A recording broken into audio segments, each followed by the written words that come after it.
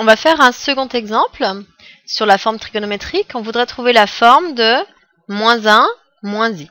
J'ai rappelé le cours à droite. Si on a z qui vaut a plus ib, son module c'est racine carrée de a carré plus b carré. Pour trouver l'angle, on est obligé de résoudre un système trigonométrique pour que cosinus θ vaudra a sur module de z et sinus θ vaudra b sur module de z.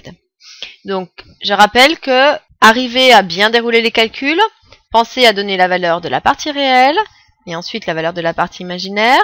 Je vous conseillerais de faire une pause sur la vidéo, d'essayer de faire ça tranquillement sur un brouillon, puis ensuite de venir vérifier.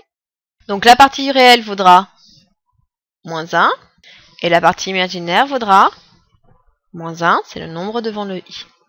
On va pouvoir calculer le module. Module de z vaudra racine carrée de moins 1 au carré. Écrit ainsi, c'est faux encore, puisque là le carré il est que pour 1, or on voudrait également qu'il soit pour moins 1, donc obligation de mettre des parenthèses, plus moins 1 au carré également. Donc si on calcule ça, ça fait racine carrée de 1 plus 1, ça fait racine de 2. On ne peut pas plus simplifier racine de 2, donc on va le garder ainsi. On va chercher la valeur d'un argument, θ. Cosinus θ vaudra a, donc moins 1, sur le module, c'est-à-dire racine de 2.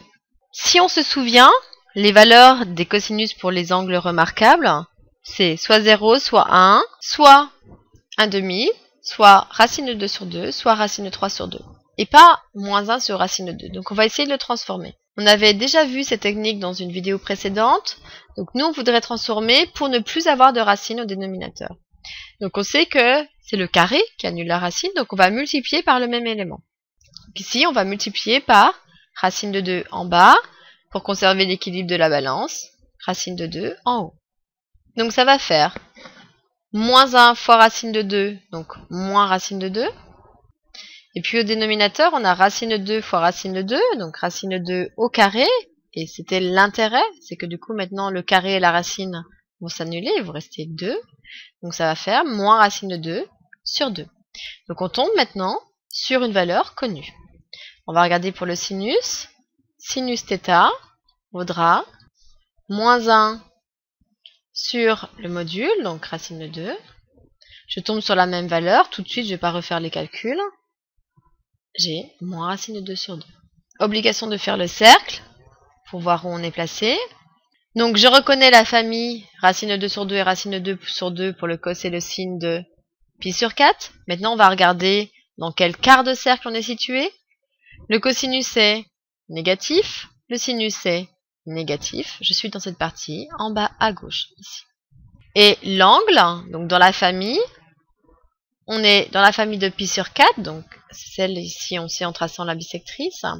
Et donc comme je veux un argument, on se souvient c'est une mesure principale, donc c'est dans l'intervalle moins pi pi que l'on a besoin de donner la valeur de l'angle pour qu'on puisse parler tous de la même chose.